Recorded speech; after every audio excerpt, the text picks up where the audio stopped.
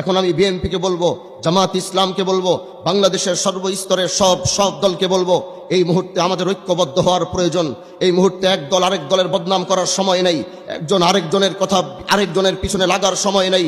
এখনই আমাদের সময় সমস্ত দল আমরা একসাথে হয়ে, সমস্ত দল একসাথে কাঁধে কাঁধ মিলিয়ে যে সার্বভৌমত্ব রক্ষার বিষয় বারবার আসছে, আমাদের বুঝতে হবে আমরা যুদ্ধ করেছি, হাজী শরিয়াতুল্লাহ যুদ্ধ করেছে, এদেশে ব্রিটিশ বিরোধী আন্দোলন করেছে, পাক হানাদার বাহিনীর বিরুদ্ধে আন্দোলন করেছে।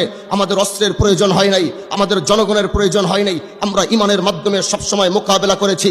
ইতিহাস টানতে গেলে দেখবেন একই ইতিহাস বারবার আসবে, মুসলমান ইমানের দ্বারা মোকাবেলা করেছে। এজন্য বলবো আওয়ামী লীগ থেকে আমরা শিক্ষা পেয়েছি। এজন্য বর্তমান বাংলাদেশে বিএনপি বলবো, জামাত ইসলাম বলবো, সমস্ত ইসলামী সমমনা দলগুলো বলবো, সবাইকে ঐক্যবদ্ধ হয়ে সার্বভৌমত্ব রক্ষার জন্য হাতে হাত মিলিয়ে আগামীর বাংলাদেশ গড়বার জন্য একটি সিদ্ধান্ত আসতে হবে।